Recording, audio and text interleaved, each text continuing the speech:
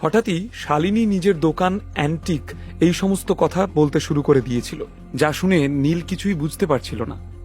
শালিনীর মাথা আর কাজ করছিল না। ওর কেবলই মনে হচ্ছিল, যদি নীলকে আজ এখান থেকে এখন বের করে দেওয়া হয়, তাহলে ভবিষ্যতে ওদের আবার কবে দেখা হবে তার কোনো ঠিক নেই। নীল শালিনীর কথার কোনো সরাসরি উত্তর দিল না, শুধু ফ্যালফ্যাল করে চেয়ে রইল শালিনীর দিকে। এক সময় দেখতে দেখতে ওষুধের দাম আকাশ ছুঁয়ে ফেলল। বললে বিশ্বাস হবে না, ওষুধের দাম 50 লাখ টাকা পর্যন্ত পৌঁছে গিয়েছিল। তখনই একজন বৃদ্ধ ভদ্রলোক উঠে দাঁড়িয়ে বললেন, 60 লাখ। বৃদ্ধ লোকটিকে দেখে মনে হচ্ছিল যে তার শক্তির সত্যিই দরকার আছে। যদিও ওনার কাছে টাকার কোনো কমতি নেই, সেটা দেখেই বোঝা যাচ্ছিল। বৃদ্ধ লোকটি 60 লাখ টাকা বলার পরেই পুরো হল ঘরে নৈশব্দ বিরাজ করল। সবাই তাকিয়ে তাকিয়ে দেখছিল লোকটাকে। ওহ গড, একটা ওষুধের এত দাম! নীল তো নিজের ওষুধটা শুধুমাত্র 5 লাখ টাকাতেই বিক্রি করেছিল, আর এখানে দাম 60 লাখে পৌঁছে গেল। সে পুরোপুরি হতবাক হয়ে রইল। 60 লাখ 1, 60 লাখ 2, 60 লাখ 3। নিলামের ইনচার্জ টেবিলে নিজের হাতুড়ি ঠুকে বলল, আপনাকে অনেক অনেক অভিনন্দন মশাই। অ্যানাউন্সমেন্ট হয়ে যাওয়ার পর উপস্থিত সবাই জোরে জোরে হাততালি দিতে থাকলো আর সেই বৃদ্ধ লোকটিকে অভিনন্দন জানালো। যদিও লোকটিকে সেখানে উপস্থিত কেউই চিনতে পারছিল না। কলকাতা শহরের বিজনেস মহলে এই চেহারাটা আগে কেউ কোনোদিন দেখেনি। ঠিক সেই সময় পাল পরিবারের একজন স্টাফ খুবই সম্মানের সঙ্গে একটা ওষুধ তুলে নিয়ে সেই বৃদ্ধ লোকটির দিকে এগিয়ে দিল। কাঁপা কাঁপা হাতে বৃদ্ধ লোকটি সেই ওষুধটা নিলেন, আর তারপর সেটাকে ভালো করে দেখতে দেখতে বলে উঠলেন, গত 5 বছর ধরে আমি ওষুধটার অপেক্ষা করছি। এখন আমার মনে হচ্ছে যে আমি আবার নিজের যৌবন ফিরে পাব, আবার শরীরে শক্তি পাব। বুদ্ধি তো আমার আগে থেকেই আছে, আমার আর বুদ্ধির কোনো দরকার নেই, শুধু শক্তির প্রয়োজন। ওনার মুখ থেকে এই কথাগুলো শুনে কেউ ওনাকে নিয়ে ঠাট্টা করছিল না, কিন্তু ওনার কথাগুলো শুনে সেখানে হাসির পরিবেশ তৈরি হয়ে গেল।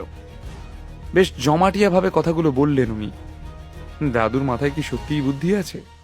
ওর শক্তির না, সবার আগে বুদ্ধির ওষুধটাই দরকার ছিল, মনে মনে ভাবল নীল। তখনই একটি মেয়ে বলে উঠল, কনগ্রাচুলেশনস দাদু।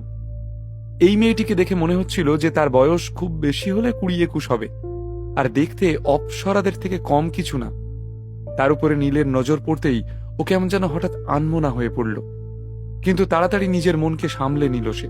হাসতে হাসতে বৃদ্ধ লোকটি নিজের মাথা নাড়ালেন, আর তারপর ওষুধটা নিজের মুখে পুরে নিলেন। ওনার জলের কোনো প্রয়োজন পড়ল না। এই দৃশ্য দেখে সেখানে উপস্থিত সবাই মনে মনে বৃদ্ধ লোকটিকে একটু হিংসেই করছিল, কারণ মনে মনে সবাই ওষুধটা কিনতে চেয়েছিল, কিন্তু জয় তো শুধু একজনেরই হয়। সবাই মনে মনে ভাবছিল যে ওষুধটা খাওয়ার পর এই বুড়ো লোকটির শক্তি প্রায় 5 গুণ বেড়ে যাবে, আর তার বুদ্ধি প্রায় আলোর গতিতে দৌড়বে।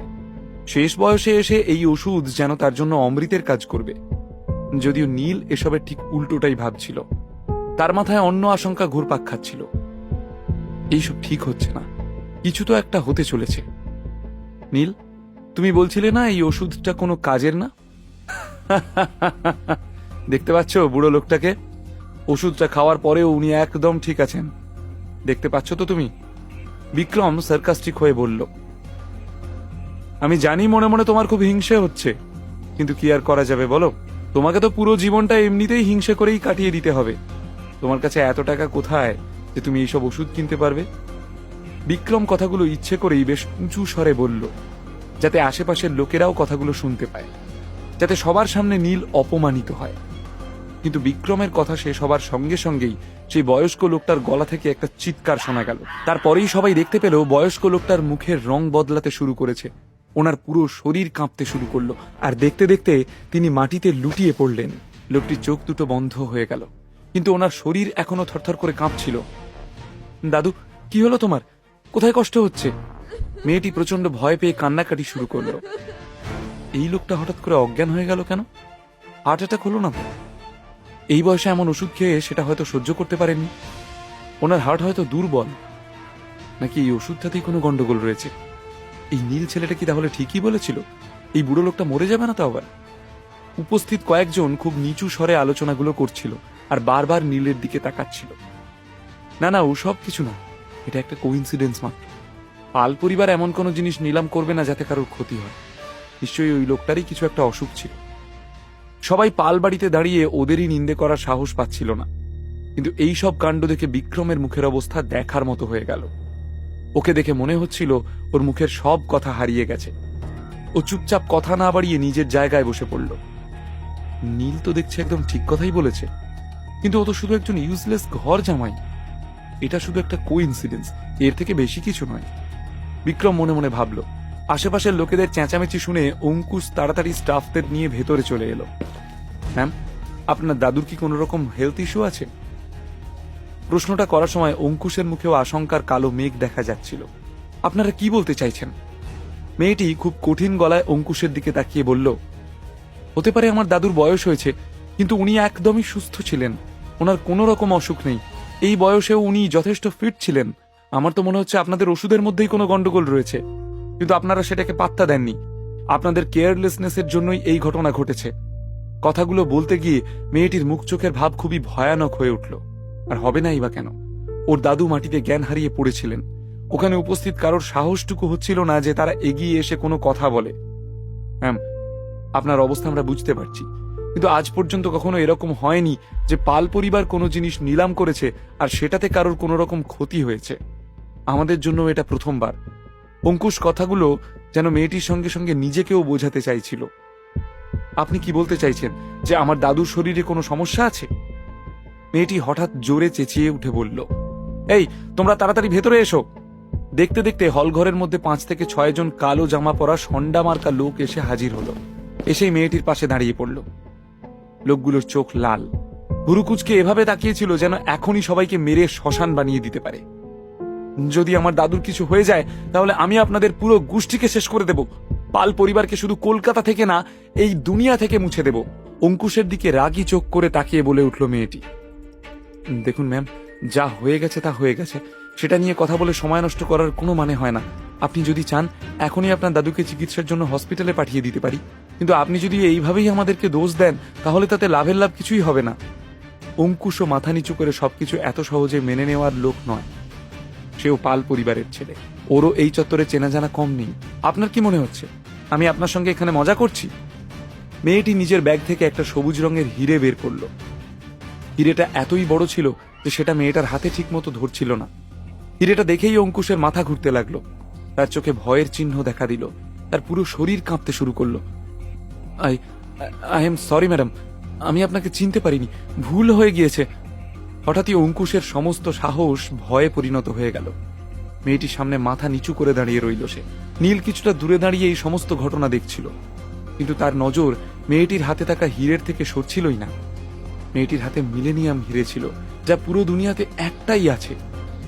কুনাল ভাই, এই মেয়েটা তো দেখছি সবার উপর দিয়ে যাচ্ছে। নিচু স্বরে বলল নীল। চুপ কর, না হলে দেখবি এরপর তোকে ডাকবে। কুনাল গোল গোল চোখ করে মেয়েটাকে দেখিয়ে বলল। নীল মুখ বেঁকিয়ে কুনালকে বলল, পাল পরিবার এবার ভালো ফাঁসা ফেঁসেছে ভাই। নীল ভাবতে পারেনি যে এই নিলামে এরকম কিছু ঘটতে পারে। আমার যা বলার ছিল আমি বলেছি, এরপর কি করতে হবে সেটা আপনি খুব ভালো করেই জানেন। মেয়েটি অঙ্কুশের দিকে কড়াভাবে তাকিয়ে বলল, বুঝতে পেরেছি ম্যাম। তাড়াতাড়ি অঙ্কুশ পিছনে ঘুরে নিজেদের স্টাফদেরকে অর্ডার দিল, এখনই ওনাকে আশেপাশের সব থেকে বড় হাসপাতালে ভর্তি করার ব্যবস্থা করো। এত তোড়জোড় করে কোনো লাভ হবে না। এই দাদুর অবস্থা দেখে আমার মনে হচ্ছে যে অ্যাম্বুলেন্স আসার আগেই উনি ভগবানের কাছে পৌঁছে যাবেন। নিচু স্বরে বলল নীল। নীল, একটু চুপ করে থাকো, যা মুখে আসছে তাই বলে যেও না। শালিনী বেশ ভয় পেয়ে নীলের শার্ট টেনে ধরে তাকে চুপ করতে বলল। কুনাল মুখে কিছু বলল না, কিন্তু সে নীলের পেছনে এমন ভাবে দাঁড়িয়ে রইল যেন সে নীলের কথাকে পুরোপুরি সাপোর্ট করছে। এই ছেলেটা কে? মুখ দেখে তো মনে হচ্ছে কোনো হাতুড়ে ডাক্তার যে নিজের আসল পরিচয় জানাতে চায় না। আরে চুপ করো, আস্তে কথা বলো। দেখতে পাচ্ছ না ছেলেটার সঙ্গে কে দাঁড়িয়ে আছে? কুনাল লাহা, লাহা বাড়ির ছেলেও। একদিকে যখন সবাই চাপা স্বরে কথা বলছিল, তখন অন্যদিকে নীল সোজা বড় বড় পা ফেলে ওই বয়স্ক লোকটার দিকে এগিয়ে গেল। লোকটির চেহারা পুরোপুরি নীল রঙের হয়ে যাচ্ছিল। এই সবই এই ওষুধের কেরামতি। এই ওষুধটা বিষের কাজ করেছে। এখন যদি এনাকে হসপিটালেও নিয়ে যাওয়া হয়, তারাও মনে হয় না আর বিশেষ কিছু করতে পারবে। আর সেখানে আগে পুলিশ কেস হবে, তারপর চিকিৎসা, তাতে অনেক দেরি হয়ে যাবে। যদিও উনি ওষুধটা খেয়েছেন খুব বেশিক্ষণ হয়নি, তাই হয়তো বিষটা এখনো পুরোপুরি সারা শরীরে ছড়িয়ে পড়েনি। কথাটা বলেই নীল ঘুরে মেয়েটির দিকে তাকালো আর বলল, যদি আমার উপর তোমার বিশ্বাস থাকে তাহলে আমাকে তোমার দাদুর ট্রিটমেন্ট করতে দাও। যদি আর বেশি দেরি হয়ে যায় তাহলে হয়তো তুমি নিজের দাদুকে আর কখনো দেখতে পাবে না। সামনে পুজো আসছে, আজ মহালয়া, বছরকার দিনে একটা অঘটন না ঘটে যায়। তোমার কাছে কি সত্যি আমার দাদুকে বাঁচানোর কোনো উপায় আছে? ঘাবড়ে গিয়ে জিজ্ঞেস করলো মেয়েটি।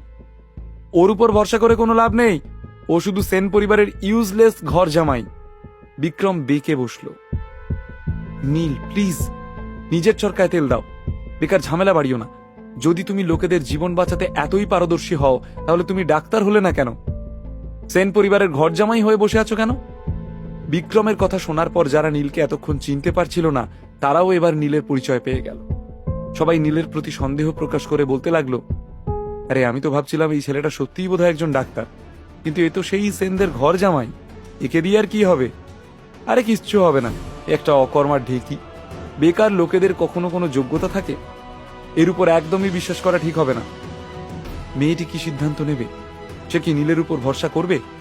প্রতিবারের মতো নীল কি এবারেও নিজেকে প্রমাণ করবে? মহালয়ার শুভক্ষণে কোনো বড় সমস্যা তৈরি হবে না তো নীলের জীবনে?